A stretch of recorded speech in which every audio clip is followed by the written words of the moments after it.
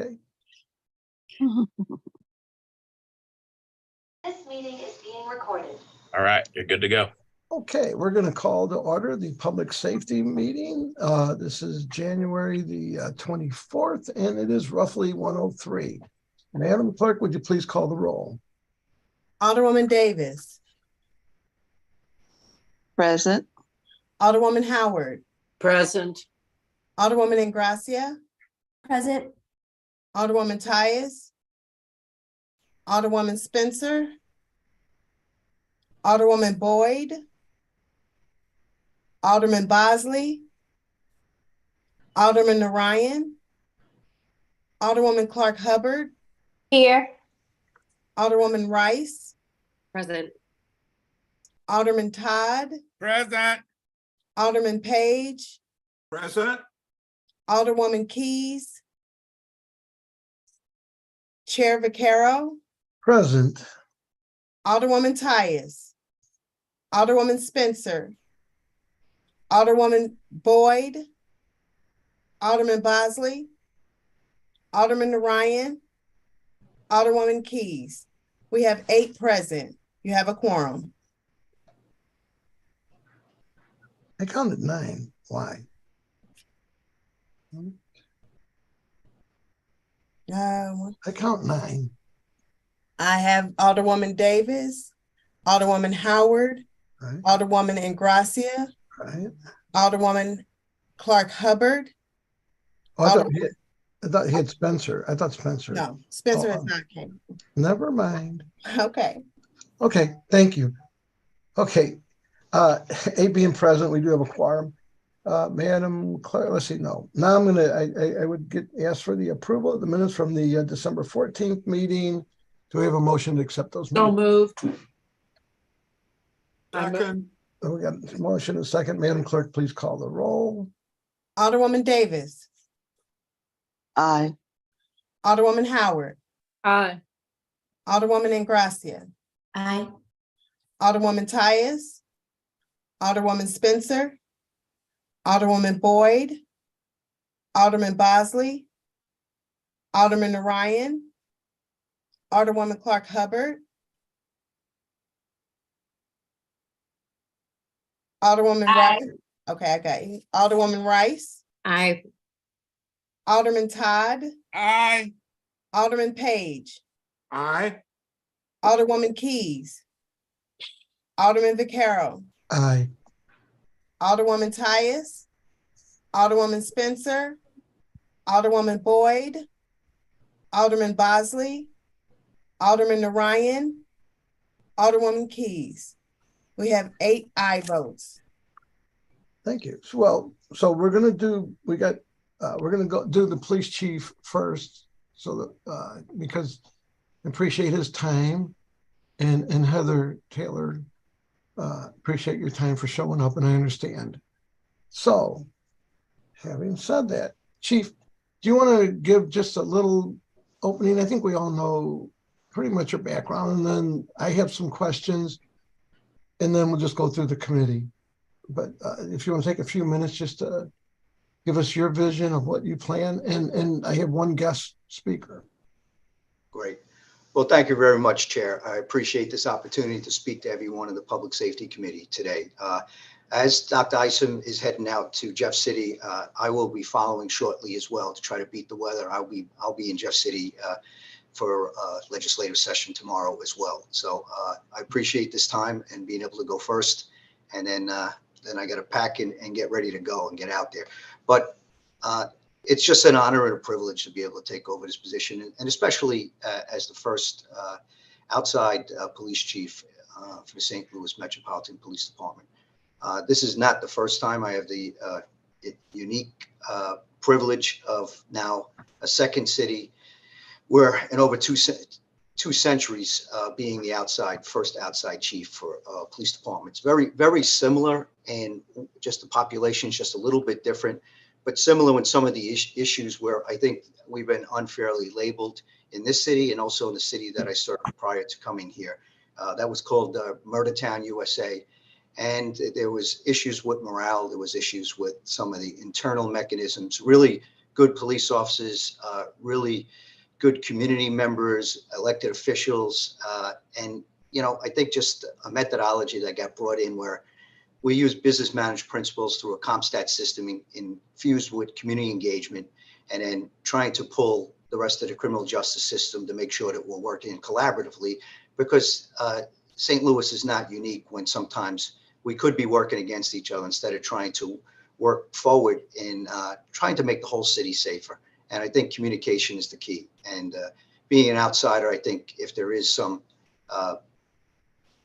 things that have happened in the past, and maybe people are holding on to some things where they might be in conflict with, hopefully with a fresh start with outside eyes and a person that comes in without having relationships, but looks to formalize and start relationships and try to work in positive. I think that actually can go a long way and has gone a long way. So my job is to immediately meet all the stakeholders, which I'm doing now, understand the issues from outside and internal members. And then I'm looking at all the crime strategies we're doing now, the systems we have in place, the technology. I'm looking at all the stand-up crime meetings in the morning. And I was able to look at the first CompStat type process that we've had was last week. And so there's going to be few changes that we're going to start doing, building off a good base within this police department. And those things are going to happen incrementally. You can't throw the baby out with the bathwater because there's so many good things that are here. Just somewhat of a different methodology where I have to set this police department up to make sure we have internal legitimacy to get external success. And, I'm really talking from the 10,000 foot level. And I know when we start to get into questions and as we continue to have these meetings, I can get more granular and give you updates of where we are each time that we speak, and or anytime anyone wants to give me a call or I go to a community meeting. I think the best way to do things is be transparent as possible and to try to explain exactly what we're trying to accomplish. And then I think people will work together and especially work with us better. And most of all, our officers have to continue to be respectful, police constitutionally, and make sure that we're fair out in the community. And that helps develop trust and trying to keep the same officers in the same area to develop those relationships to build the trust. Thank you, Chief. What I'm going to do, I just want to give just quickly the couple comments that people have asked me to ask you. And then I'll give you the opportunity to answer them. Then I'm going to go to Tom Schaeffler, and then we'll go through the committee. Okay. And I just say welcome as far as my part. And I also have a 2:00 meeting. So at that point, Alderwoman Howard will be taking over his chair for a little bit here. So this is from my neighborhood. Joe, ask him how he plans to attack 5 carjackings between 4:30 and 6:30 yesterday, early afternoon, which all happened within about a mile of my house. Letting them know that people now are becoming more and more afraid to shop at Target and Schnucks in my neighborhood. So, 5 carjackings in an hour in this neighborhood is going to make people leave. I'm going to go through all 3, and that way you can go down the line and answer them, okay? Sure. So that's the first one, how we're addressing the carjackings. They get about all the murders, but, there's quality in neighborhood stuff. The other one had to do with, this one came from, I guess someone that's familiar with police stuff, that for Mardi Gras, they pulled 300 police from out of the districts to do Mardi Gras. And what's your plan to try to cover the districts when 300 police are there? The other question has to do with the 911 system. Have you been up to talk to them? Apparently, the city, you call 911 and there's more than a fair chance you could be on hold for 10 minutes. And it's a 50-50 shot depending on the time of day and stuff. But so those are the 3, if you wrote them down, the how you're going to try to address all these carjackings, and it seems like it's younger kids that are doing these things. This is not a Kim Gardner thing because she doesn't do the juvenile, but apparently even when they were shot at the police net the other day, they let them right out. They were like, go just send them home with their mom and dad. So those two things, if you can address them, then we're going to go to Mr. Schaefer and then down the list.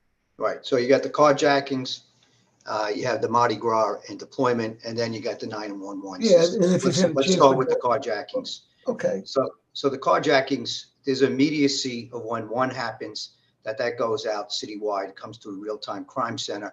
And then we make sure that we're looking at it. We're moving some resources. We have special operations individuals. There are some flexible resources that we can move throughout the city that are not assigned to the districts, and then to make sure that they can support them in the mission that we're doing.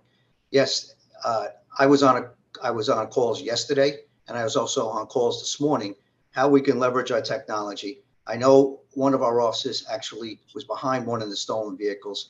You guys have to be very careful when you're pursuing vehicles to the danger to the public, and then making sure that we're not making condition worse. So they were picked up by specialized units. This morning, we continued to talk about this, put together a 10:30 meeting where this just isn't a district issue. This is an investigation issue. This is a special operations issue. This is a community policing and from the patrol issue, and an intelligence issue, looking at our license plate readers, looking at where we can look at cameras, where we can identify these individuals, going to past associates or people that might have done the same type of thing. So it's all hands on deck to make sure that we can identify these individuals and make arrests as quickly as possible.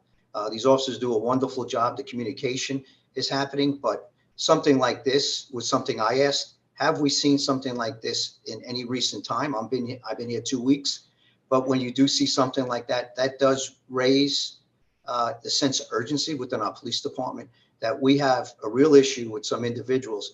I don't know if they're all juveniles because we have not identified them, but there's a good chance that they are. If they are adults, then we have to look at them in a different way. But both ways, you got to get them off the street. You got to make sure you identify them, and then you got to work with the system behind this. And I talked about working with the criminal justice system. Well, the criminal justice system is juveniles as well, although they go a different route. I'm having conversations that's going to be set up with all criminal justice partners as I continue to make my way with stakeholders. It's been 2 weeks. I've met with all our federal partners. I've met with my legislative people. I'll be down there tomorrow. I made sure that I got on the floor to at least meet my board of alders and then make sure that I'm sharing as much information as possible. Yes, there's a sense of urgency to it. Yes, we are responding to it, and the investigation continues, and they're updating me in real time what we're doing and the plan to deal with that in these individuals. As far as the Mardi Gras, my understanding is how we do deployments. There's a thing that where we have collective bargaining rules, and what we've done in the past is that although we will be taking individuals out of districts, unless you're on vacation, your days off are canceled. So we're trying to use people that would have been on their regular day off, and we're using them so we don't have to pull as many people from the districts to make sure that we're not uncovered and the city has the proper amount of policing.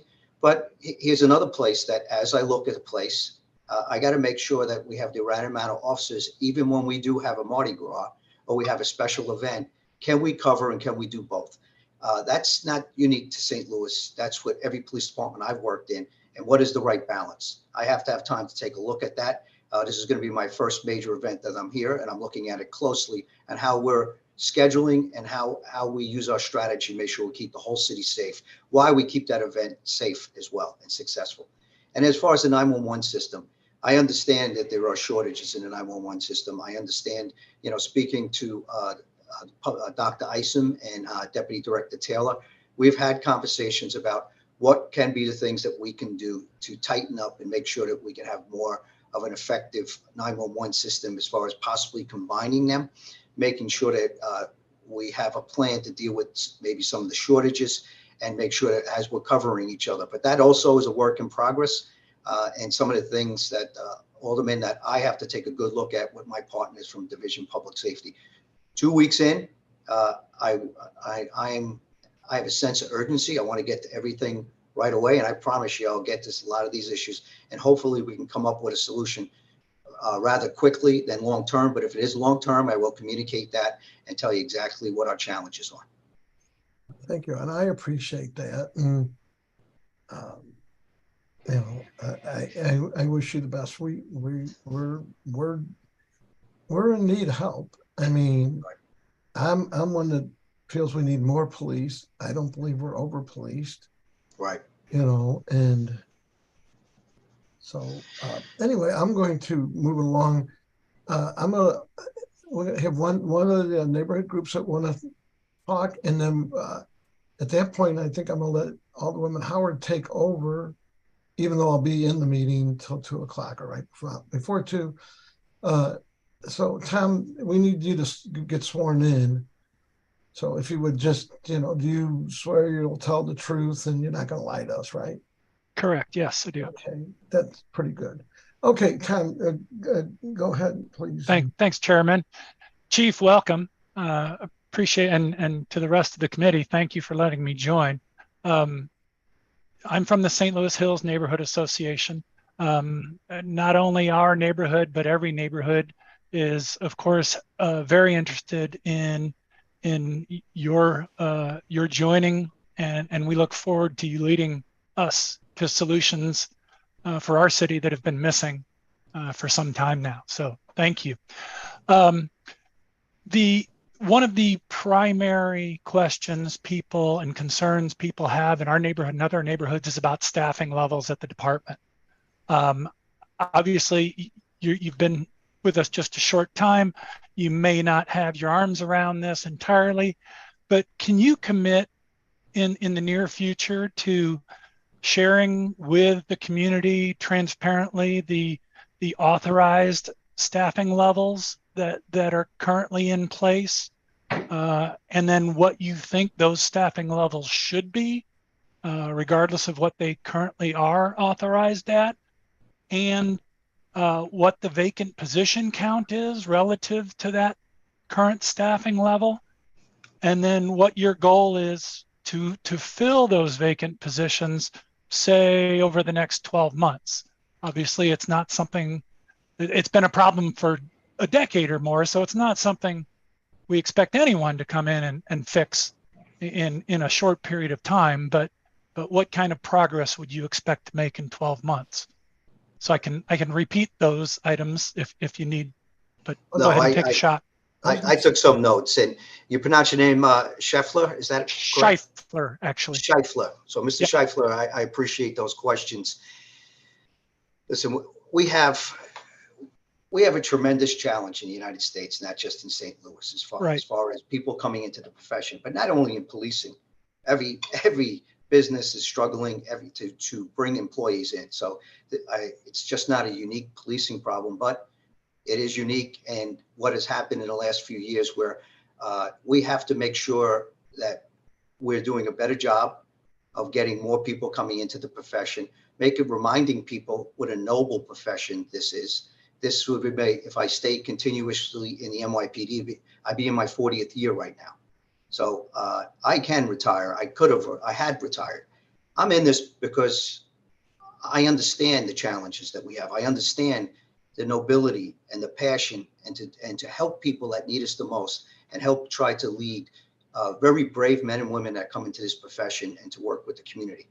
We have to make sure that we bring that back. And some of the things that I've had talks with the new personnel director is for how can we get more involved in the police department and trying to take over and work with the public safety office, and work actually. Deputy Director Heather Taylor is on this call, and her and I have had great conversations about how can we do more to help ourselves to bring more people in, and then have the Department of Personnel be more of a support unit. So I think some of the things that, instead of waiting someone else to do it for us, we have to make sure we get out there. We do that campaign. The best marketers of bringing people into any organization are the people that are already working in it. So if the morale is down, where it's down across the nation, how do we get that back? Well, this city has so many opportunities, and so does this police department, to do other things in this department. It's not one dimensional. that can open up other avenues for people to explore some of their other interests. You don't find that in a lot of police departments, in a good majority of them. St. Louis offers that. We have to make sure we get back to all those things. I think leadership matters. I think leadership's the passion of what you're doing, what you're explaining, where I'm trying to be transparent. Well, I am transparent as much as I can. Some investigations I can't compromise. That's just the mere fact of policing. And there's some things on an operational sense, I want to be very careful. And I think the community can understand you don't want to give away too much information because you don't want to make sure that our operational tactics are not exploited by people that might be listening to some of these things. But there are a lot of things that I can talk about. So with staffing, first, let's get ourselves back up to where we need to be. We just had a class that graduated, I believe it was about 12 officers.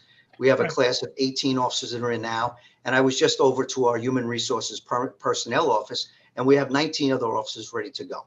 So they've been vetted to get them in the academy. And then I want to continue to see what I can do on a campaign and what I've been able to do in other places to sit down and make sure that we're doing everything we can and taking ownership within the city of recruiting and then getting the support from city services. I think that's the route to go. As far as staffing, let me see where we're at. I am doing a staffing analysis right down to this building, who works in every single office, what they're doing, what their roles are, and do we have redundancies within this police department on the administrative side? Because if I have redundancies, I'd rather them out on the street supporting the officers in the districts than sitting in this building when maybe two people are doing the job of one. I'm going through that right now. It's a staffing analysis.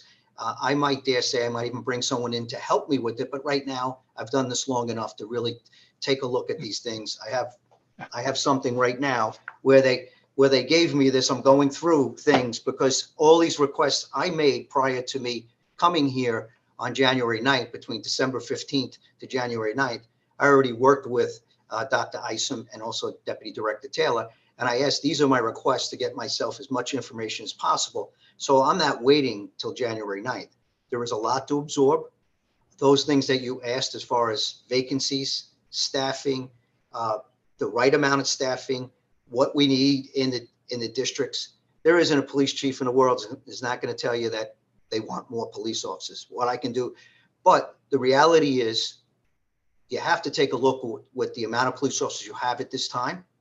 And you have to make sure you put the best strategy together before you can get the cavalry trying to get the reinforcements where you now start to get more people coming in rather than attrition levels or beating the amount of people we're bringing in. From what I understand, and I got to take a look at that as well, is that we did have a couple of months, not this year, but the year prior, where a lot of people did leave, and that happened nationally.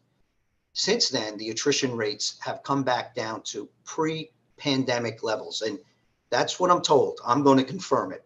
You know what? Trust but verify. I will go in. I'm the type of person that looks at that. So bear with me. I'm looking at some of these things.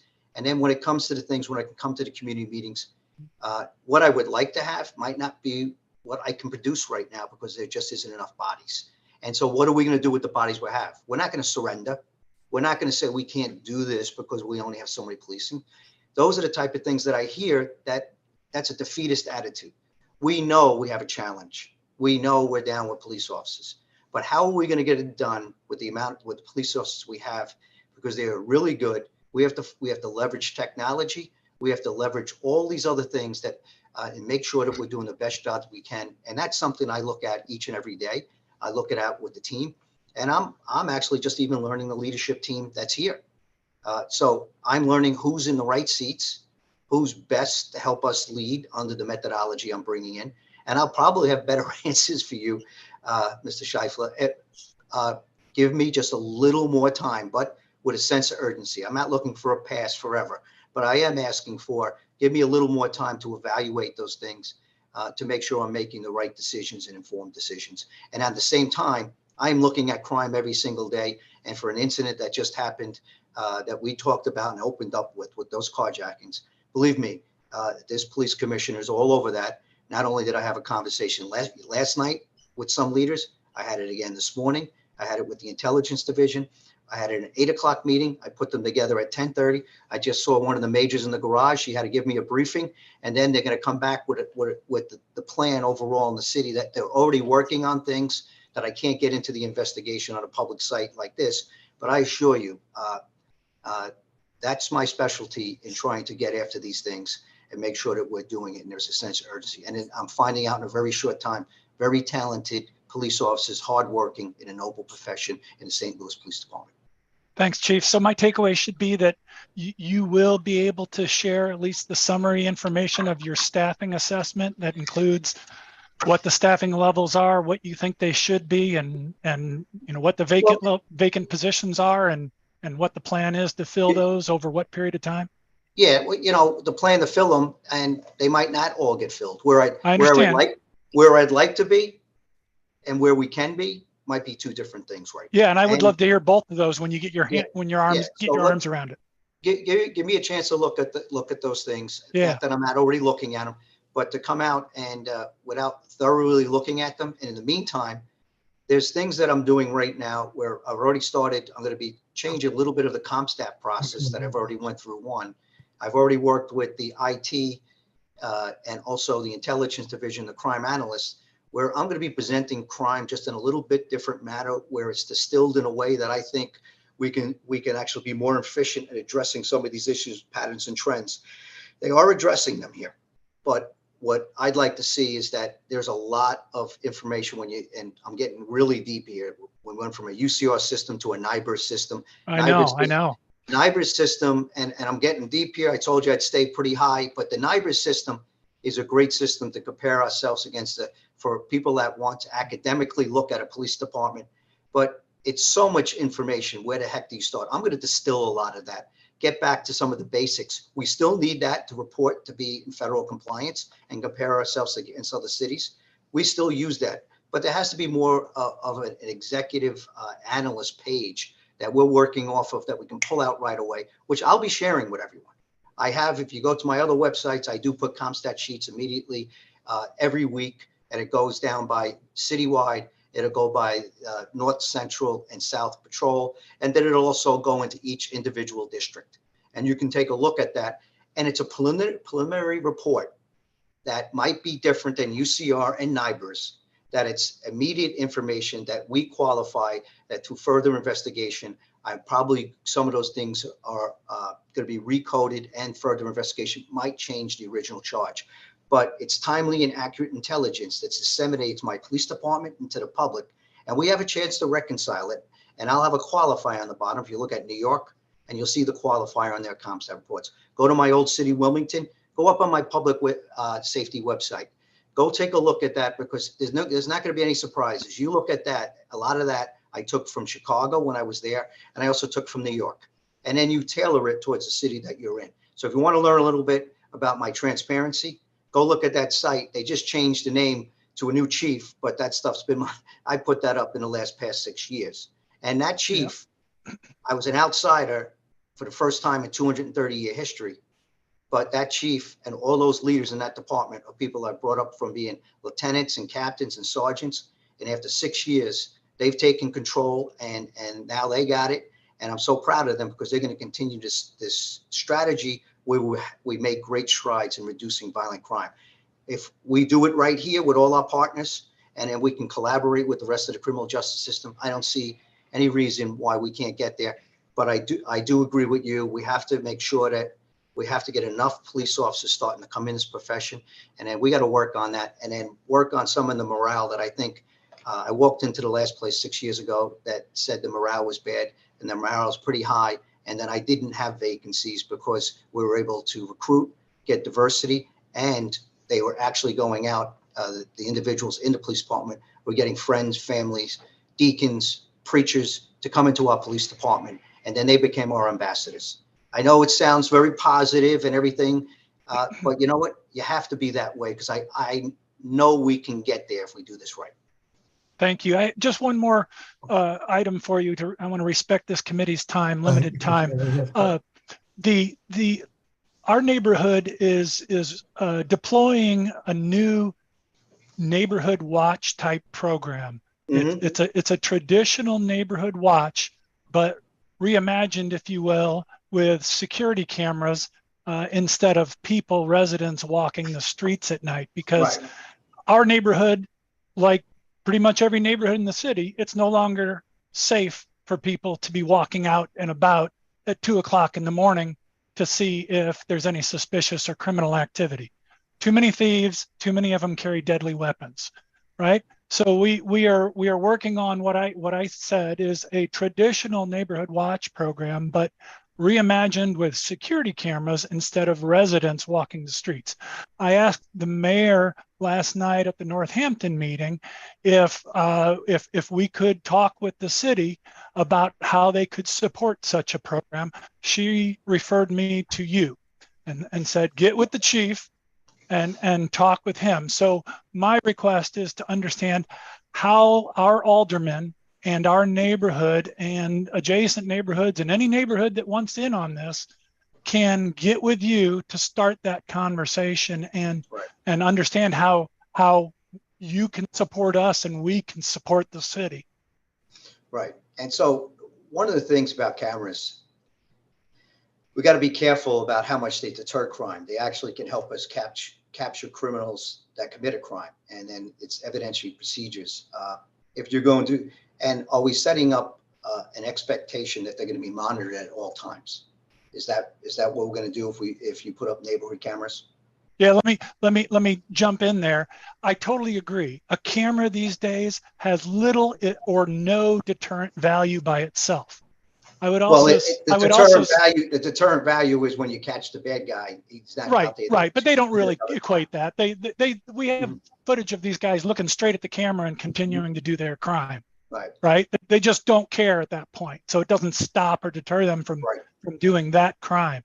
So, and I would also submit that a single patrol officer working a neighborhood has very little ability to disrupt and deter crime because they're never in the right place at the right time for a neighborhood of any size. But if you put those two together and you get real-time alerts from those cameras to that patrol officer in real time that they can look at it, that gives them actionable intelligence that they can say, oh, that's just Joe walking his dog. He does it every night at 2 o'clock. Or nope, that's 4 guys breaking into a car 2 blocks away from me.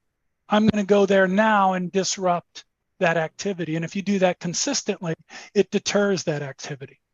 Well, so that's the kind of program we're talking about.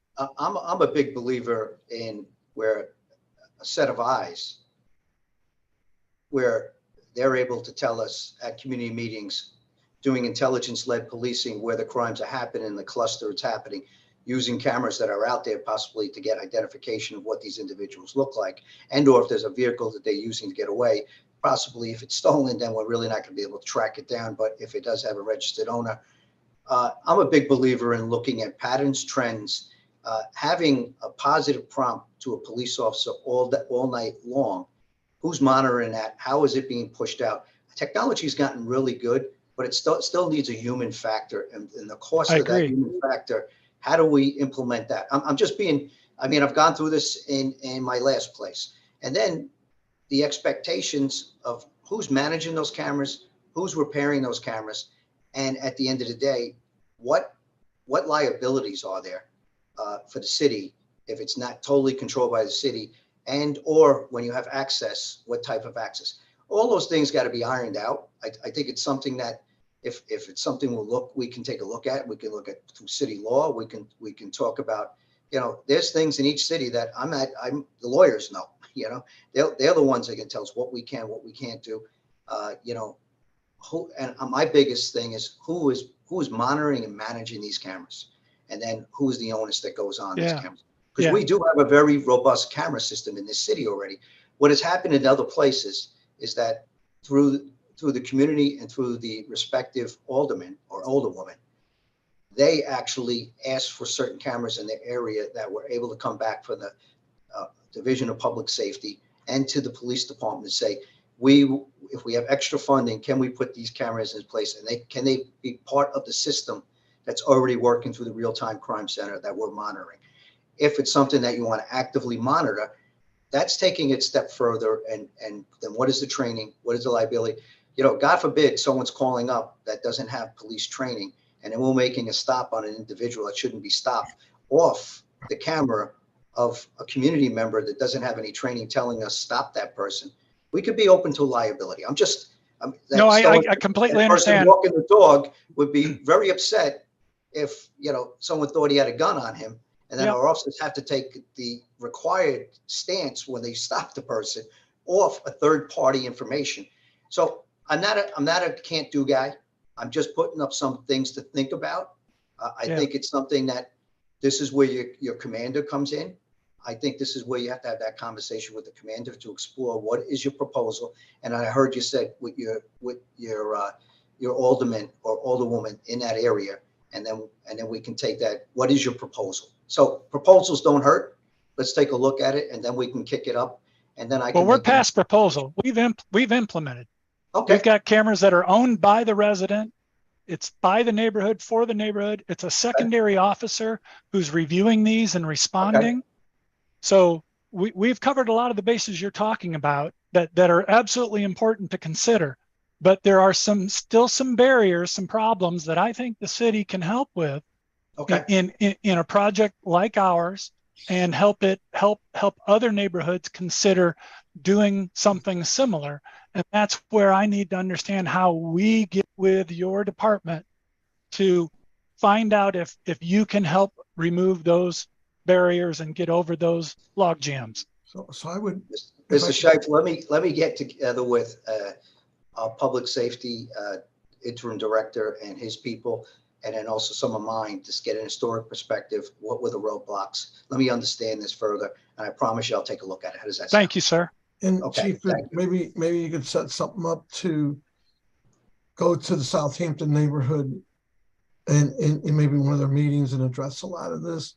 Tom, I appreciate you coming in. I do want to let Deputy Director Taylor, I know she had put some stuff in the chat and texted me, and I know she's working on stuff.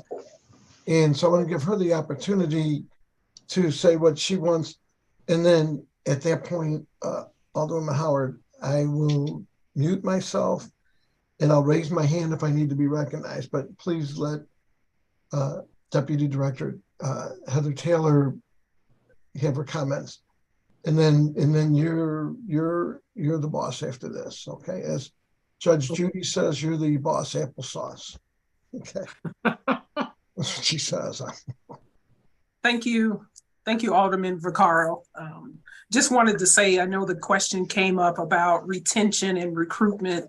We're actively working on a proposal for dispatchers, EMTs, police officers, some of the positions, corrections officers that we've routinely had a hard time with retaining. And there are some things that we're in the works with reaching out to local university as well. I hope to have that done by next month, and I will share that with everyone in the committee to make sure you have it. Some of the other things I know that were mentioned, there was, I don't know if you guys remember, there's a surveillance bill. The police department is in the process of purchasing those cameras now. The money that was allotted, the $2.5 million from the board bill that was allotted for surveillance in the police department, those cameras, they're working on those purchases now. And, that program. So some of the things that we've done to support internally within the Department of Public Safety, what we can is we have a JAG grant. We've added another problem property attorney. There are 2 that are funded with that. We also started, was fortunate enough to start a task force last year where we work closely with the neighborhood improvement specialists, the police department, problem properties attorneys, community organizations as well, with addressing when there's violent crime at locations that are businesses that have where we receive a number of calls on. So we're working on, we've had that task force for some time, and it involves police officers as well, the buildings division. So we've collectively come together with all of the divisions in public safety and outside of public safety with that. There are a number of things that we're working on. There are a lot of operation things that we're responsible for, but we don't want you to think that we see it, we're working on it and, you know, we'll never not keep trying to fix the issues as they come up and to prepare for them before they get here. But we have a lot of things in the works, and I hope to be able to share those with you, hopefully next month and at the latest March. So I'll just email them over once it has been approved by legal and, you know, reviewed by everyone here. You know, we've done a lot of changes that we hope will help with what we can, which is what is within our control.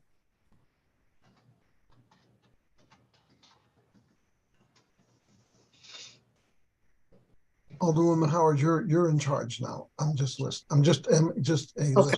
listener. Okay, thank you.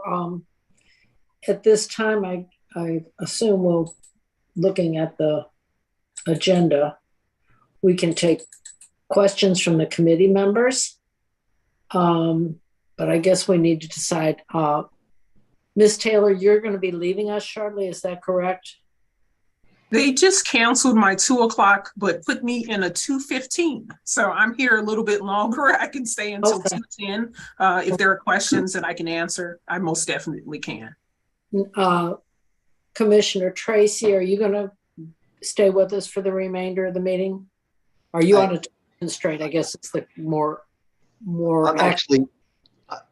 I'm actually heading out to Jeff City, but I could stay on as long as you need me. I mean, Okay, that's all right.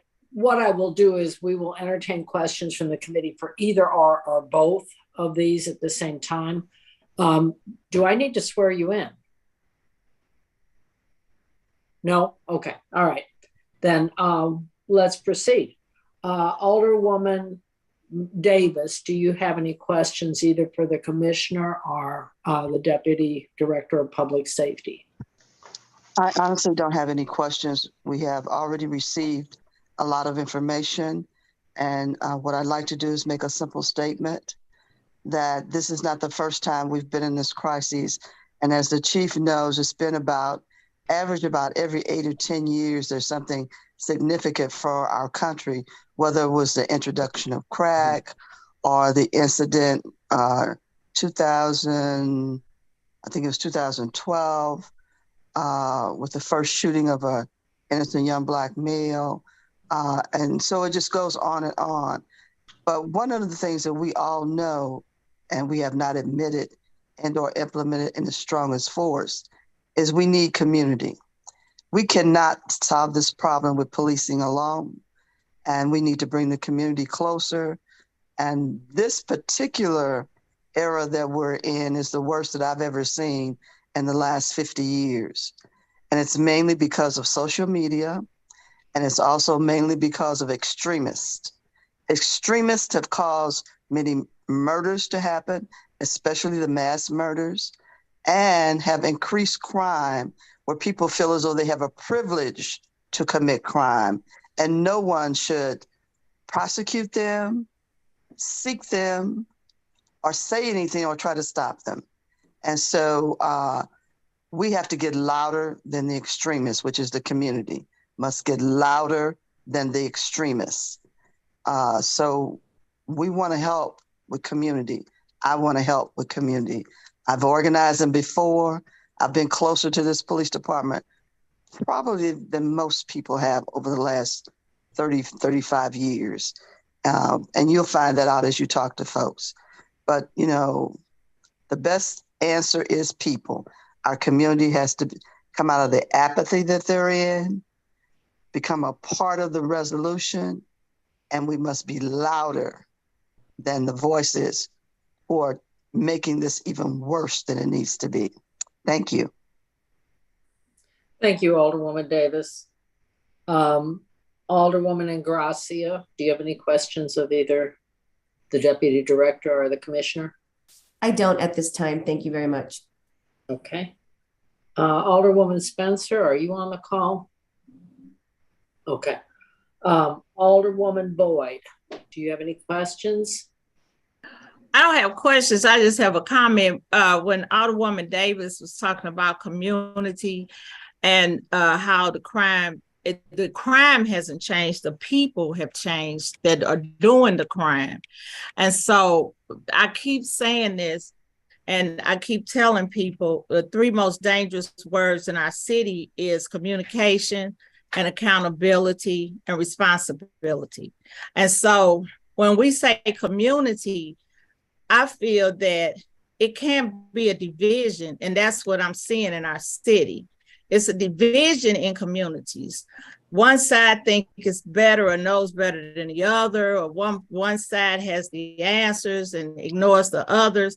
And so until we come together as a whole to start addressing the issues that's in our communities, it's not going to change. And it's not just a one-stop shop where we put 200 police on the street and the crime will stop. And so it comes with educating, empowering the people that's in our communities for them to understand the role that they play. It's just like I got a call today and the lady said, I see here helicopters, what's going on? That's because you're not involved and you don't know what's going on around in your community. So until we have that working, it's not going to change anything. It's not to the point that the police are helpless. It's to the point that we're tying their hands where they can't do the work that they were put there to do. Their job is to protect and serve.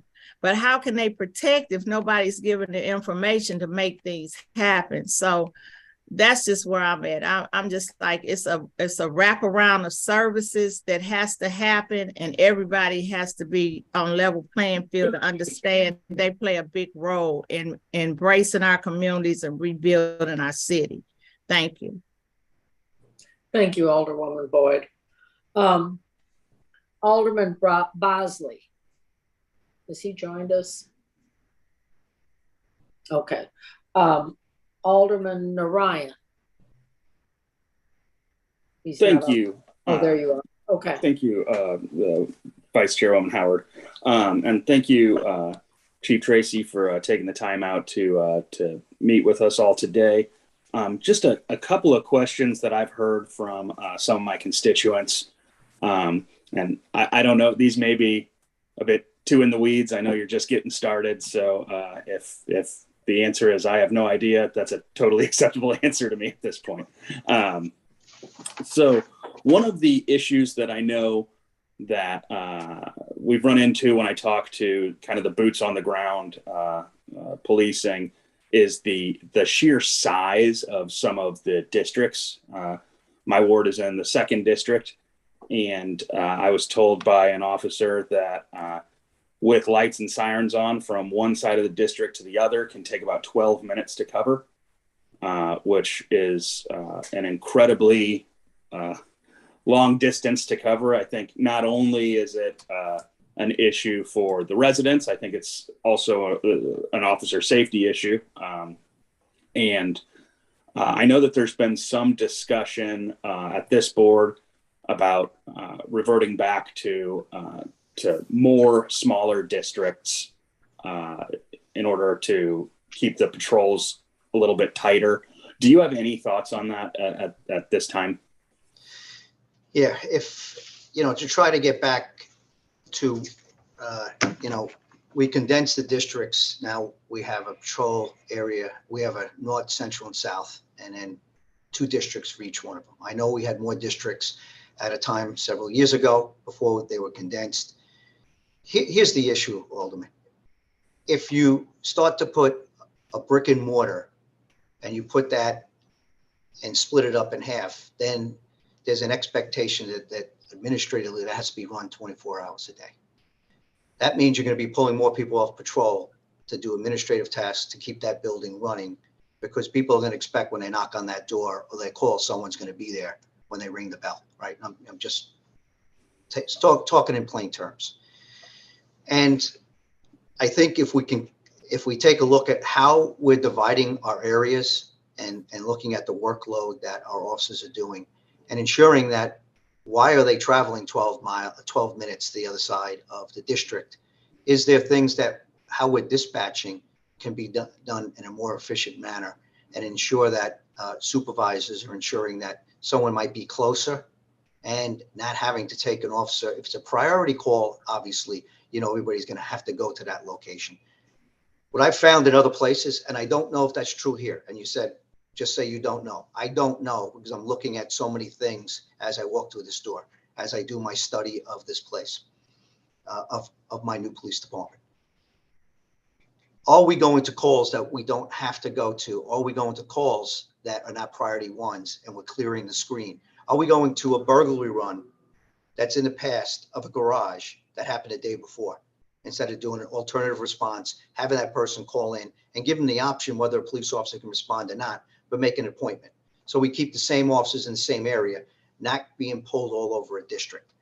I believe, as I look at it, there's 9 beats in each district. So we do break them down into smaller areas of responsibility. Are they staying home in those 9 beats? Or do we have to create 3 districts within each, 3 sectors within each district where their area responsibility is, all right, you might be going to the other side, but if we keep you within these 3 beats, we keep your area responsibility closer to home. So you're staying at home, and then because if our officers are moving too far across places, then they don't have ownership of what's going on in their area of responsibility. They don't get a chance to identify when someone's selling drugs or they're playing basketball. They don't know the community. And if I can keep the officers home, but that comes into the yin and the yang, again, making sure I have the proper amount of officers that I think can fulfill the staffing levels that we're up against right now. I'm worried about a brick and mortar. People don't think about that, where you're actually going to lessen more. You're not going to have as many officers on the street, but we have to put personnel into brick and mortar buildings because there's going to be an expectation. Not that I'm against this stuff, but if there's an opportunity down the line, I'm open to it. But I don't think that's a solution at this time. Okay, I appreciate that. And then the second question I have, we've seen, in kind of high profile cases in the last few days, but also just in general, the relationship between the police department as a whole and our circuit attorney seems stressed at times. I know that we've seen instances where the circuit attorney's office is saying the police department hasn't provided us with enough detail in the reports in order to pursue charges in certain cases. A couple of those just in the last couple of days have been kind of crazy to me and to my community. When you have people popping rounds off at the cops and then you release them, that makes very little sense to me. But have you had an opportunity to speak with Ms. Gardner and to see where that disconnect may be, and if there is something that she's looking for in these police reports that hasn't been provided previously that would then enable her in her discretion to pursue some of these cases that are not being pursued at the moment? Right. Great question, sir. And yes, there always is opportunity. I actually spoke with her after I was announced last month, and we have a scheduled meet that's coming up. I don't have my calendar open, but we are meeting shortly, and I have actually spoke with one of her representatives yesterday. We had a very good conversation. And then, it's all about consistency. Are we doing things consistently across the board? Can we in the St. Louis Police Department close the loop on stuff that we might not be getting? It's not going to be all on them. And if we do that, and then we're still having some of the issues, then we have to have a further conversation. In all fairness, I have not sat down and to make comments that we're not working well together, we're not doing that, wouldn't be fair for me. I'm trying to be a good partner in the criminal justice system. I am not married to the past things that have happened in this place. I told you that could be advantageous, where I can sit down and say, hey, these are the things that I've done in other places. These are the things that I'm looking at. And I think some of those conversations have to be done not on a public setting right now. Sure. But that has to be done in fairness to the professionalism of my conversation, my relationship with the circuit attorney. I have to sit down with her and in all fairness to see exactly some of her issues that maybe, people are miscommunicating, or I don't know. I'm gonna just take the high road here, because in fairness, to jump to it without me having that conversation with her and sitting down with her. It wouldn't be fair to her or the criminal justice system right now. No, I definitely appreciate that. And We have to work together, and we have to, the only way this city is, we can have the best strategies in the world and our officers can do the best job in the world. But if we're not working together in a criminal justice system, you know, it's going to hurt the city as a whole. So we have to be good partners. We have to work together. We can disagree. Professionally, it happens across, you know, the Board of Alders don't always agree. I'm not going to agree with, you know, other chiefs. There's always a professional disagreement. Let's find out exactly what that is, and let's make sure that we can move. We're going to need each other for the city to get better, and we need to work together. And that's who I am, what I'm about. I'm very collaborative, so we have to give that a chance. And then, you know, I have looked at these things. I'm not, you know, I am here and I am watching, and I actually am having private conversations with what I'm not going to make public at this time. No, some of the incidents you just talked about. Okay. I totally understood. And I can appreciate that. And I appreciate your attitude on it. I think that collaborative spirit is what we need. I appreciate the fact that you haven't dug in your heels on any specific thing at this point. And with that, you know who loses on that? I'm sorry? You know who loses when you start digging your heels in without trying to? The public. And the community and public safety.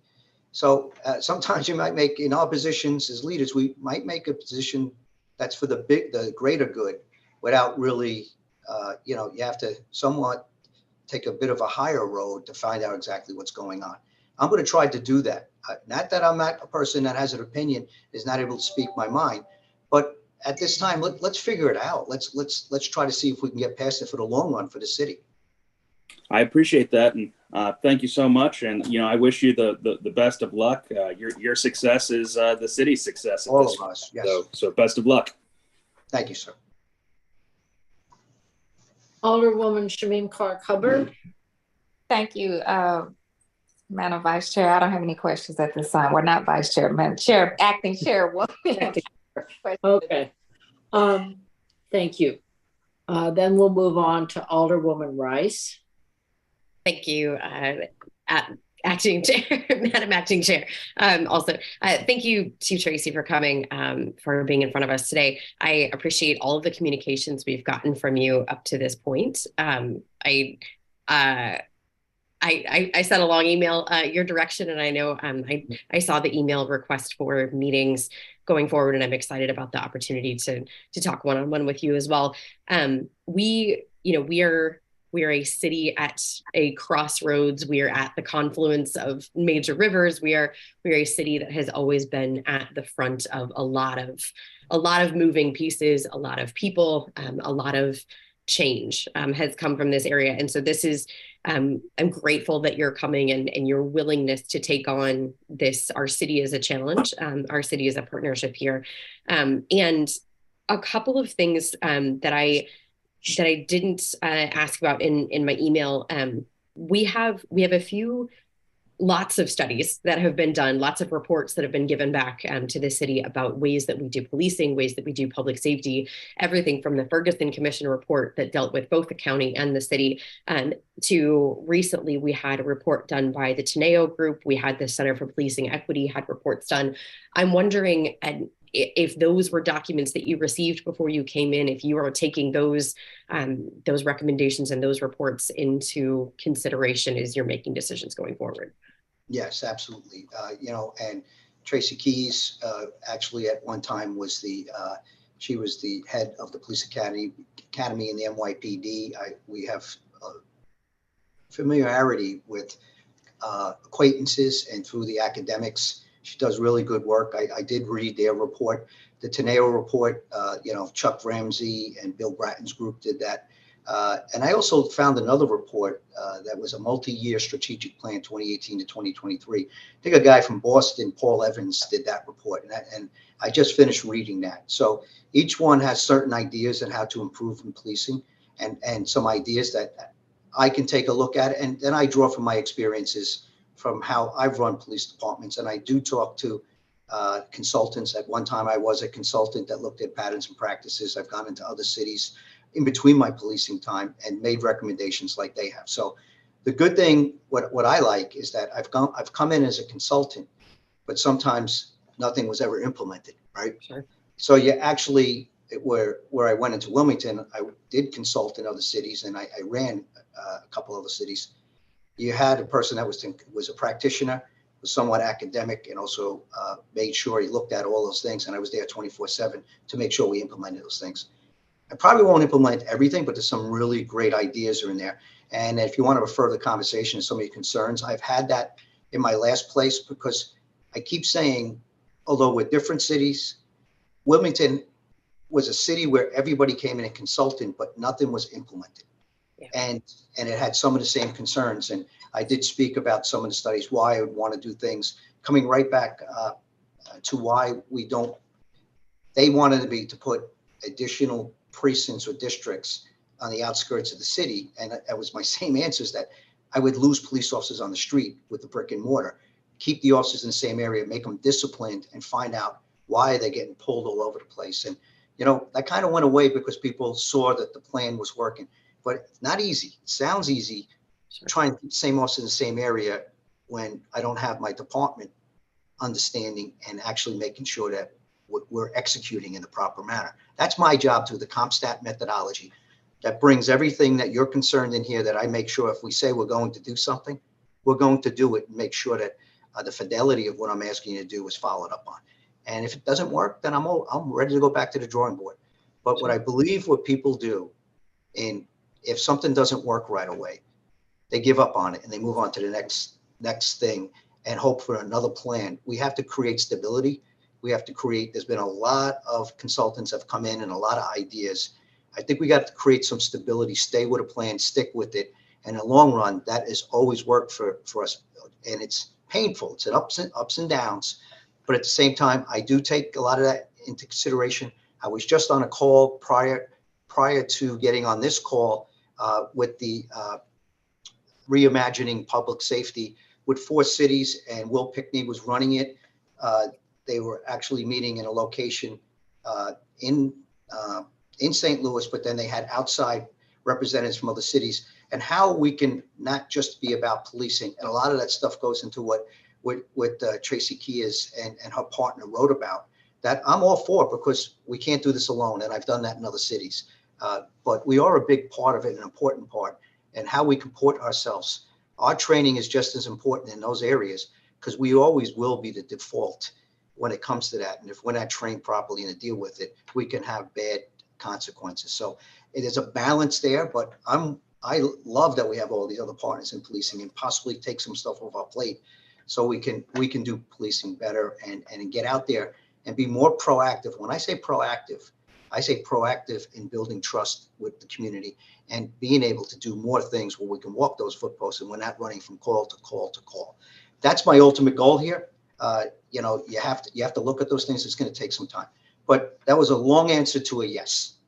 Yeah, I appreciate that. You actually notched a couple of the questions that I was going to ask, specifically, you know, if we're dealing with a profession that doesn't have as many people applying in general across the country, then how are we adjusting to that? How is the profession changing so that the jobs that we need police to do are being done by police, the jobs that we can share the load, or that we can look at other folks who may be able to support in those areas? How are we adjusting to the new realities of the 21st century and the needs that we have as a community? And one of the things that was raised by a neighborhood liaison officer last night, and we've touched on briefly, is juvenile issues here in the city, that particularly dealing with young folks who are committing violent crimes. And, you know, there was some talk about, you know, having to release people directly to their families, young folks particularly, and point systems and things like that. And I would love at some point, whether it's through, you know, Will Pinkney's office of violence prevention or juvenile services, to come and talk to us about what does this actually look like. But we as a city know, I mean, the idea is they've identified in 2015 in the Ferguson report, I've been identified across the board that we needed a massive investment in youth, in our children, in our schools, in resources to our young people and their families on the prevention end. And then if there are things that we can do, you know, to rehabilitate folks and not just dismiss children into to the criminal justice system, but that is, you know, that's one of those major issues that we know that we're dealing with that seems to be newer, that we're dealing with younger and younger people with more and more dangerous weapons and willing to do more and more dangerous activities. And so if there are ways that you are thinking through as a department, or there are other departments in the city that are taking a look at this, I know that that's something that we're all interested in as well. Great. Well, there's a two-part question. I'm going to answer the technology part first, where calls for service and how are we going to do things with not as many police officers until we can start bringing people back into the profession. Technology sometimes, everybody, people my age, so I'm up there 60, almost 60 years old. We always talked about how the police walk the foot posts but then technology took over with the 911 systems. And therefore it started getting overused, and then we became the default for everything. That took us away from doing those things, from where other places of social services and psychiatric care and a lot of these other places save money and put people back on the street, that we ended up dealing with a lot of these issues, the homelessness, all these issues, where I'm happy to see some of it come back. And then let's take a look at what type of other alternative response and alternative way to take police reports. I know everybody loves having a police officer, but that does take us away from some of the things that we can do, some preventive stuff and positive, proactive police work and connecting with the community. Yeah. So that being said, we've come a different way, and now we're finding ways to try to have a nice balance. When it comes to juveniles, you're absolutely right. This is not just a St. Louis issue. I think it's been happening way before the pandemic, but then the pandemic exacerbated this because they weren't in school. So some of the kids were not in structured environments, and the only structure they got was being in a school and in making sure that their time's taken up in a positive manner. When that actually started happening, I started seeing in my last city, the amount of my juveniles went up almost 300% arrested with firearms, and almost 300% being a victim of a shooting and/or shooters. And what we had to do, and we didn't have a unit that we stood up as Office of Violence Prevention. We're very fortunate to have a director, Will Pickney, and his office to start to take all that. I had done a lot of this work from New York, and then I did a lot of the group violence intervention with David Kennedy's National Network of Safe Communities, called call-ins and custom notifications. And I did that in 6-7 different districts, which at that time would probably be double or triple the population we're dealing with right now in this city. We did that, and we had great results doing that. I took that to Wilmington, and what we had to do is we pivoted. And what I asked David Kennedy, can we do this? This is for adults call-ins, but can we do custom notifications? That's where instead of you go to them, you go to their house, you look at the structure, you give help to the family. The kids with the highest propensity for violence, we know who they are, because as you can see, some of them just got released with guns the other day, after our officers got shot at. Those kids didn't shoot at our officers, but they certainly were involved in it, but they were arrested with legal firearms and released to their parents. Now, Will and his team are looking at that to see exactly what type of services, what's going on. And those are the type of things where I'm not just doing it alone as the police department running an alternative type of program where I could be a good partner, but I should not be the person running it, because then it takes away, the trust. Yes, trust us, but it becomes all about policing. And that's what we're trying to move away from. We work together. Director Pickney is on all our crime calls. He's on my CompStat calls. Him and I collaborate every single day. What we did is custom notifications. I can't speak on what we used to do. I know he's doing those things. It wouldn't be fair for me to answer, just being here for 2 weeks, exactly all the things the Office of Violence Prevention are doing. But him and I are collaborating on things that worked in other areas, and what I see from my experience that have worked to reduce crime and keep those kids safe. And the biggest thing is uplift those communities. What I had in my last place, and I know we have here, we have a youth response team that when we go into a place as police officers, because we are the most forward arm of government, we are in people's homes because we're called there, but there is trauma that's happening. It hasn't raised to a level of abuse and neglect, which we have to take action. but we see things that are happening, especially after a violent incident. We make the recommendations and referrals to our youth response unit to go out and try to triage that family to get them the necessary help that they need, and then make sure that we can break that cycle, because when trauma happens to young kids, they don't learn well in school, then all of a sudden the cycle continues, and then we might be dealing with them when they've lost their way, when they've gotten a little older into their young teens. So it's so much bigger than policing, but we're an important part. And as your leader, as your commissioner of policing, I need to understand those things and be a good partner in helping other people in identifying those issues. So you don't want police removed from everything, because we are a lot of eyes and ears, but we should be able to make those referrals. Sure. Yeah. Thank you for that. I attended a meeting with the Office of Violence Prevention yesterday, where they detailed a lot of the work that they're doing. And I'm excited about that, and all the partnership with the Violence Prevention Collaborative and others. Two more quick things. One, I want to thank you for your commitment on communications and transparency. That is really important to me. It's something that we have, over the last couple of years, we've gotten a little bit away from, getting information quickly out to people who need to know. There was sort of a situation where a lot of information was getting out to a lot of people who didn't need to know, and creating situations that were difficult. But there are people who do need to know, and who the community expects to have some understanding of what's going on in the neighborhoods. And so I thank you for it. I'm interested to go look at the CompStats reports from Wilmington, and go take a look at that. Any type of reporting that is publicly done, that is, posted on the website. And, I think in my email, I talked about technology, transparency as well, and use plans and that type of thing.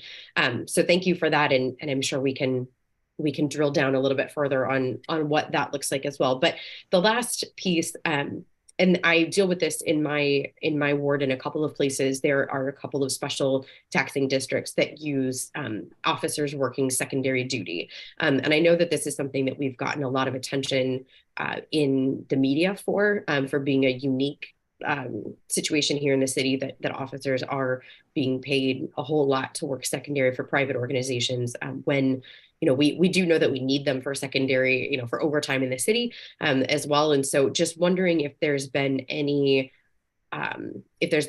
progress in as far as a set policy on how we're going to go about doing that, if there's going to be a change in policy as far as who is allowed to be working secondary, how much, and that type of thing. So I'm wondering if there's any light you can shed on that. Yes, and it is something that I am looking at. I have a unique perspective where I've worked in cities that have different types of, we call extra jobs, extra work. Sure. It could be compete against unnecessary, where we do have funding for overtime, where we can use that to supplement, not supplant our straight time offices. And then sometimes we can't fill those because everybody's working those extra jobs that might be paying more. Right. I have someone that's taking a look at it, myself and Dr. Isom, also Deputy Director Heather Taylor. We've already talked about that, had a meeting last week. I have to evaluate it, take a look at it. Okay. Where did it change? I got to keep going back historically in this place to see what was the trigger point. So I got that allows me to learn. So I'm not just making knee-jerk decisions on what's best. How did it get there? What are the things? How are they working? What's the liability if they're working for private entities? Yes. And are they representing us in law enforcement? I'm aware of all these issues. Yeah. So as soon as I came in, that's one of many that was served to me, but rightfully so, because it's important to take a look at that, make sure we get it right. And then operationally, can we serve these areas at the same time, making sure we're not shortchanging our primary job, which is the St. Louis Metropolitan Police Department. And then we do have policies in place, who can work when, sign off coming from my office. Let's take a look at that. The answer is yes. I don't have an answer for you because I have to evaluate it. And I'm getting certain opinions right now where I can make another one, an informed decision that possibly was not going to be popular with some, popular with others. But you know what? That's what I'm here for. I have to make those decisions and what I think is best for this city. Sure. Thank you so much. I appreciate it. That's the rest of my questions for now. I appreciate you coming today. Great. Alderman Todd. Do you Thank have you, any Madam Chair. I questions or- just have a statement. I think what we need to emphasize, and I think the chief and all the police, the whole police department and all the citizens should understand, is that police officers are law enforcement officers. Although they do other work, I'm sure they do, like crime fighting and social work and many other tasks. The same as teachers. When I'm a retired teacher and still in the teachers union, but there are social issues that especially when they talk about crime, they're talking about Black people most time. Those are issues that the police officers, those are issues that we can prevent. We should be preventing by looking at an ounce of prevention is worth a pound of cure. That's always been said, but we need to practice it. Because a lot of it is anger at Black people. When we talk about crime, a lot of it is poverty. Because I don't think the amount of melanin in anyone makes them any different than anyone else. I think we all are the same, except historically and how we're treated today. But the main point is that, and then too, I think when I was a teacher, I used to say that, and sometimes the teacher knew too, and they would say, well, they're gonna say we're making excuses. That's not an excuse. I think that we should work on the best practices, because the best practices have said that I've studied that it's the amount of resources that a community has. Now, if we compare the middle-class Blacks in North County to some of the poor Blacks, even in the city, we would probably find that those with the fewest resources are the ones whose parent had the fewest resources, probably are the ones who get in trouble the most because of lack of supervision resources, and sometimes, in many cases, one-parent family. But the main point is, so I think that we could lower the number of police if we prevent crime. Because my position is, after crime has been has happened, I don't want the main victim. We can talk all day about the person who does the crime and have different views. But when a person calls the police and say they have been victimized, and I don't want that person to be victimized, whether it be a burglary, any kind of property crime, or physical harm, including murder, because you can't bring a person back. But the point is, I think our responsibility as leaders is to do best practices. And I think what has been happening for the last 50 years, more than 50 years now, money has been withdrawn from, especially North St. Louis, because I was in the anti-poverty program as a young man, that all that billions of dollars withdrawn from the community. And then we ended up with a drug economy in certain parts of in the Black community, whether you're north of Delmar or south of Delmar, as long as you're in a Black community. It doesn't matter if your conditions are the same. Wherever you move, you're gonna move the problem with you. But the point is, that money was pulled out, the anti-poverty program money, billions of dollars over a period of time. And that's when crack cocaine came in as the economy. And the politicians, the Republicans were the leading people, but the Democrats were complicit in that they didn't fight hard enough, plus they didn't educate people and try to find alternative ways to deal with it. So that's why we had a problem today. And that problem, it's not the police cannot solve the problem. I mean, we should stop pressuring public employees, whether they're teachers, police officers, whoever, saying that they when you do your job 8 hours a day as a police officer, teachers, or any other employee, if they then they should be able to go on home to their family like everybody else. So my point is, and I'm gonna stop, is that these it's the amount of resources that a community has, regardless as to whether those are a Black community. They have a lot of resources. You aren't going to find a lot of killings in North County, as many in those are predominantly Black neighborhoods. You're not going to, as you will in North St. Louis. So both of them are Black, but if you did it even closer, apples to apples, the blacks with resources, like myself who raised kids, didn't end up with my kids getting killed or killing other folk. But I'm saying, but they had better supervision. I had more, there were 2 parents and we had more resources. So the point is that we need to make sure that the resources that we use are utilized in the most efficient and effective way. Thank you, Madam Chair, and I yield back. Thank you, Alderman Todd. We'll move on to Alderman Page. Any questions or comments? Yes, thank you so much, Madam Acting Chair. You just call me Alderwoman Howard, that's fine. Oh, there you go. I think you've worn many hats today and worn all of them well, by the way. But thank you. Yes. Commissioner Tracy, first thing I want to say, first and foremost, welcome aboard. Welcome to St. Louis. I have the honor and pleasure of representing the city's fabulous 5th Ward, soon to be the 14th Ward.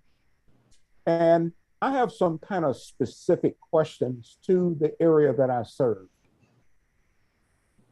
Something you said a couple of minutes ago, and I'm going to paraphrase, issues are much bigger than policing. And that's something that I believe to my core. However, when I talk to my constituents, when I read the newspaper, when I walk and drive the streets of my ward, we have some perpetual issues that are really plaguing us. And the downtown west section of town, some of downtown, those are parts of my ward. We have a lot of, and I won't even get into the shootings, homicides, shots fired, but we have ongoing issues. And I hear them multiple times per week from members of the 4th District giving law enforcement reports. And these deal with car clouding, car break-ins, if you will, relieving citizens' vehicles of their catalytic converters. These are continuing, perpetual crimes that keep my citizenry in a state of trauma. It drives people away from the downtown section. And this is not just anecdotal information. I've been studying closely information over the past few years that show the decline of occupied businesses and occupied residences, and crime is a large part of that. So recognizing that there are multiple root causes for these issues, my question to you is, what can you bring to the table from the law enforcement perspective that can help reduce these crimes and their impacts on the city that we serve and know and love dearly? Well, thank you for that question, sir. It's not all about policing, but I did say we're a very important part of the solution. Yes. So, and we're not going to be able to do this by ourselves. No police department can do it by themselves. That has to be done with the community. I've heard a lot about the community coming together, working together. And, you know, we have to build that trust, that if some of it, we have trust in some of the areas where we're working well together, some of it needs work on, and some of it we don't have trust, and we have to start to work on that so we can attack this issue all together in a fair and constitutional way. There also is a lot of lack of consequence that we arrest the same people over and over again. So if we are arresting, we identify patterns and trends. Catalytic converters are not unique to St. Louis. It was the number one increase in the city that I just came from, and a felony theft type of crime that actually we did drive down overall crime, but that it would have been a heck of a lot better if we had the catalytic theft converter thefts. My last city, we found a ring of them and we continued to arrest them, and they were set right back out on the street with no consequence. So we had to continue to arrest them. But here's the thing that we can do. When we do identify them, we have ways of ensuring that we can stay on top of the people that we already identify that are back out. And that's the same thing that we can do with individuals that might be have a higher propensity for violence, that might be picking up that gun, might be using guns in retaliation against each other.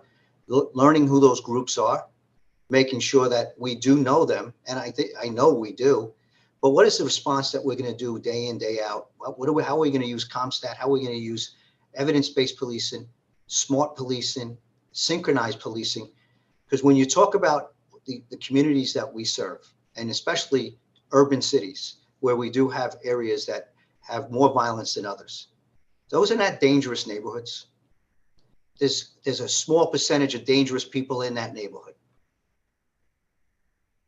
And when you talk about the very dangerous people, there isn't a city that I haven't done a study on or taken a look at that I've done a study on, that it's less than 0.5% that's committing most of the violent crime. And if you look at those individuals, you're talking about a very small set of individuals where you can work on them to try to get them out of the life of crime with options. But if they continue down that way, the community will help you because they don't want them causing that type of violence in our neighborhoods. And we look at those, and those are the things I'm going to continue to work with Director Pickney on. What we've gotten wrong in policing, sir, is that we do flood an area with 200 police officers, and we do stop crime. But what we do is we've gotten it wrong for so many years because we end up arresting everyone to catch the few I just talked about. And then, we're actually measuring by the amount of arrests that we make. And that's not the way we should be measuring things. We should be measuring about how we're reducing crime and how much we are reducing crime from the work that we're doing.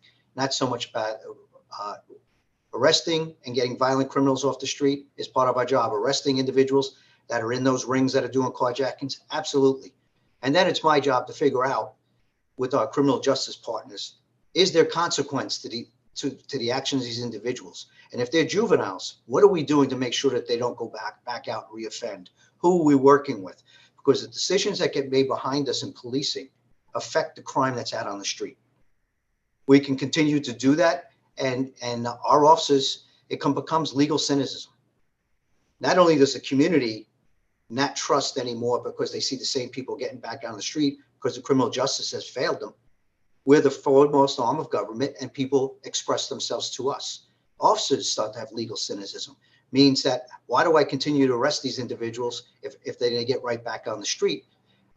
We have to overcome that. And we have to make sure that when we're looking at individuals, we have to find a way to work with our criminal justice partners to make sure the right penalty for the crime that they're doing. And listen, I'm hearing all things as I come through the door. It's a longer evaluation, but what you're talking about, what I've seen in other cities, is the same argument. And I think there's ways to get past it. I think we just have to collaborate better in the criminal justice system, and especially with the juveniles. And what are we doing with them, and how are we rehabilitating them before we release them back out to do the same thing? Because we're putting them at risk. We're putting them at risk because they're certainly, some of these crimes that I've seen in the last few weeks is nothing that I haven't seen in the last place, but certainly everybody wants something done about it. And I'm going to continue to take a good look at it, sir. And that's my promise to you. Thank you very much. Alderwoman Howard, with that one question, I yield back. I'm sorry? He was talking to me. Okay, I'm sorry. That's okay. Thank you. Thank you, Commissioner Tracy. Thank you, sir. Alderwoman Keys, is she with us, Tracy? No. Okay. With that, I have one question for you, Commissioner Tracy. We have, as the Public Safety Committee, have for several months, several years probably, been trying to get information on how many police are deployed in each district on each shift. And it seems to be a secret. I don't know, if it's because there's lack of people out there or what the issue is. And I know, the pickings are slim, as they say. But I think it's good to know what we have, when when we're out on the street, how many police are on the street and what we can expect as far as coverage and being just vigilant. Is that something you're willing to share with the Public Safety Committee at some point? And here's the thing, do we really want to, the deployment, if you break down the amount of people that are in the Office of Community Policing, the way I would say is you have 3 shifts. So you break it down that 1/3, I'm sorry, 1/3 of the individual is going to be off. And then you can break it down, you can break it down into the 6 districts. And then from the 6 districts, then you can break it down into the 3 platoons. I'm very careful about trying to give, I can give you the numbers and people can do the math. I don't like to telegraph out to, because there's other individuals that are looking for that information, not to do something not in a good way. And that's my hesitation with it. It's not like, we all know we're down with police officers. We all know we're down the amount of police officers. And then everybody's down at every single unit, and we have to find ways to get this done better. I would not want to embolden the bad guy to tell him, okay, I have nobody working tonight in this certain area. I'm doing a staffing analysis on what we have and what we're doing. Give me a little time on that, and just let me take a good look at what resources we have. Is there ever enough police officers in any district or on patrol in any city? The answer is no. The answer is no. I'm going to tell you that. As a police chief, you would want as many as possible. I would not be sincere with you if I said I want less police officers. You know, I would like to have more police officers to do more things that I could think. But we also have an obligation to taxpayers, the ability to pay. But in this situation right now, it's really the lack of individuals coming into this profession right now that we have to change. And I know we can do it, because I just did it in the last place. We just hit the corner where we started having them come back in this profession, because we reminded everybody what a noble profession this is and how rewarding to be. Very dangerous, don't get me wrong. Lost a lot of friends. Lost a lot of friends in 40 years in New York and Chicago, Wilmington, and here, and hopefully never here. But if you can give me a chance just to take a look at that and see how we can do that.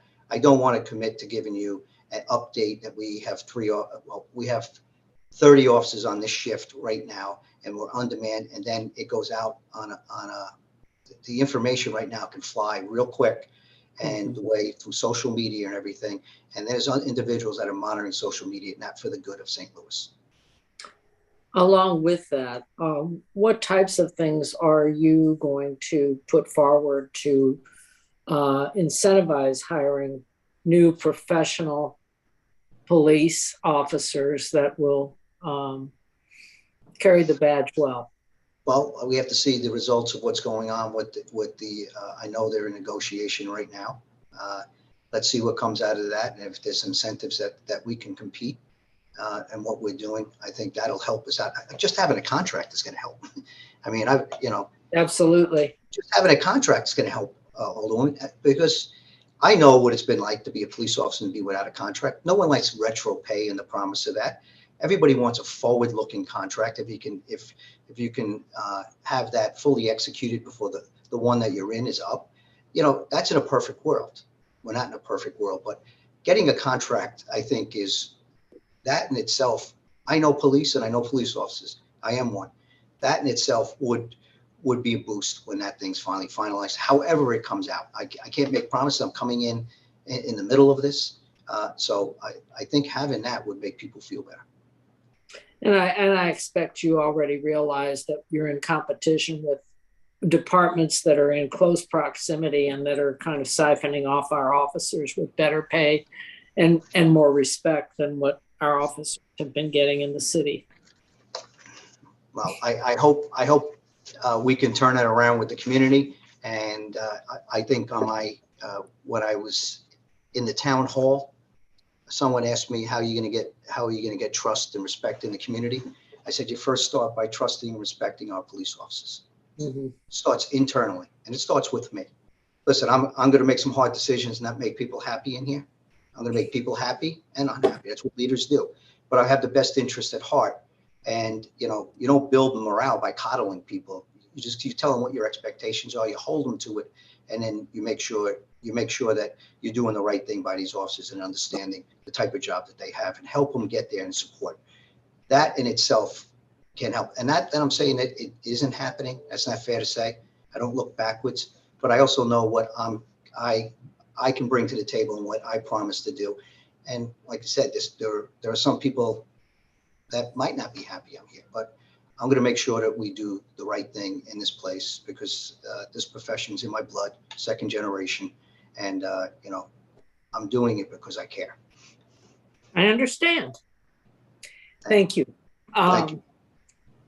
Is there anyone else? Alderman Vaccaro, would you like to take over the chair again? I can. I see Alderwoman Rice has her hand up. Okay. Yeah, And if I could now till 3 just o'clock. Yeah, very quickly. Chief Tracy, thank you so much for jumping in the car and heading over to Jeff City for us. I just wanted to mention this because it is a big topic on our social medias right now, and you're going to be dealing with this, that there is legislation proposed in Jefferson City that would take control of our local control of the police away from us and give it back to the state. And so I just want to thank you for coming in at this time. And I hope that the folks that you are going to talk to in Jefferson City tomorrow will listen, will hear you out and really understand that this is the first time we've brought in an outside chief in our entire history of this department, and really give you a chance, and shame on them for trying to score political points off the city of St. Louis when a lot of their policies have led to the situations that we're in. So just wanted to say that, and thank you for taking us on. I will do my best down there. The argument is to keep it under local control, and that's what I believe in. Thank you. All right. Thank you. Yes. So Chief, I'm going to move on from this because we have to get the other firefighter bill done. Chief, there you are. I'm sorry, pictures moved around. Thank you so much. Drive carefully. You know, and the weather is supposed to get bad. They're putting weather advisories out starting at 6 o'clock tonight. So just drive carefully. You got red light and siren on that car. Maybe you can go fast. You don't abuse that. It was a joke. Probably a bad joke, but it was a joke. Anyway, God bless you. Thank you for coming out. Drive safely. We're going to move on to the next topic. And Chairman, I just want to tell everybody, thank you for the time. Thank you for being able to answer those questions. I appreciate it. And I look forward to our relationship and making this a safer city and discussing these important topics. So thank you for giving me your time as well. Okay. God bless you. Thank you. Bye-bye now. We are going to take up, in fact, just take a motion to take up Board Bill 131. And that is the firefighter grant So moved. Every year. This is and this one is actually not the firefighter. They run together, but this one is for the police department. The police department. Okay, I'm sorry. Oh, I thought this was fire. It's fine if it's police. We could have asked the guy that was on, but anyway, it doesn't matter. I didn't want to keep him any longer. I know. Well, this is a routine thing. Why did I think it was just okay? Well, anyway,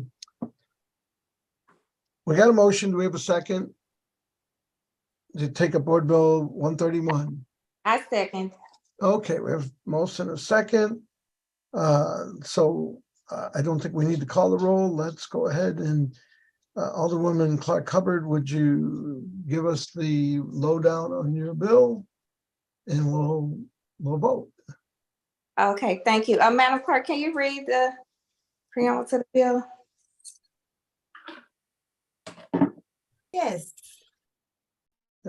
Board Bill number 131, introduced by Alderwoman Shameen Clark Hubbard, an ordinance recommended by the Board of Estimate and Apportionment authorizing the Director of the Department of Public Safety or his designee on behalf of the City of St. Louis to enter U.S. Department of Justice 2021 Edward Byrne Memorial Justice Assistance Grant Agreement to accept funds awarded, appropriating said funds and authorizing the Department of Public Safety to expend the appropriated funds for allowed purposes and containing an emergency clause.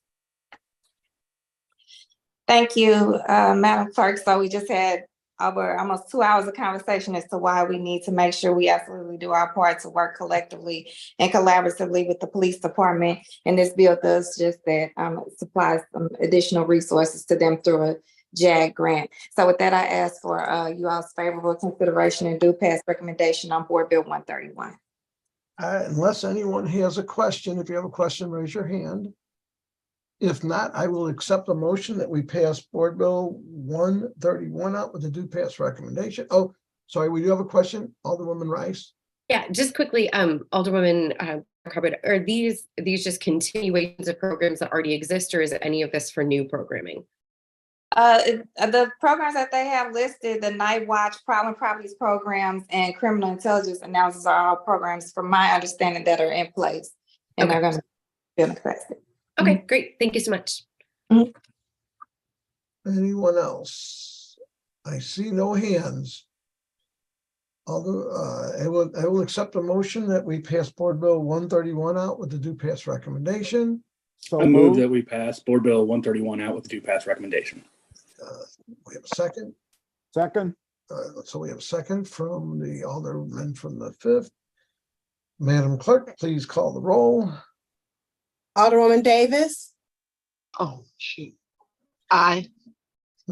Alderwoman Howard, Aye. Alderwoman Ingracia, Alderwoman Tyus, Alderwoman Spencer, Alderwoman Boyd, Alderman Bosley, Alderman Narayan, Aye. Alderwoman Clark Hubbard, Aye. Alderwoman Rice, Aye. Alderman Todd, Aye. Alderman Page, Aye. Alderwoman Keys, Aye. Chair Vaccaro, Aye. Alderwoman Ingracia, Alderwoman Tyus, Alderwoman Spencer, Alderwoman Boyd, Alderman Bosley. We have 9 aye votes. With your vote, we have passed out Board Bill 131. And at that point, I know we have a meeting tomorrow with a lot of speakers, which I believe is at 10 o'clock tomorrow morning. I'd have to look at Yes, 10 o'clock 10 tomorrow o'clock morning. tomorrow morning.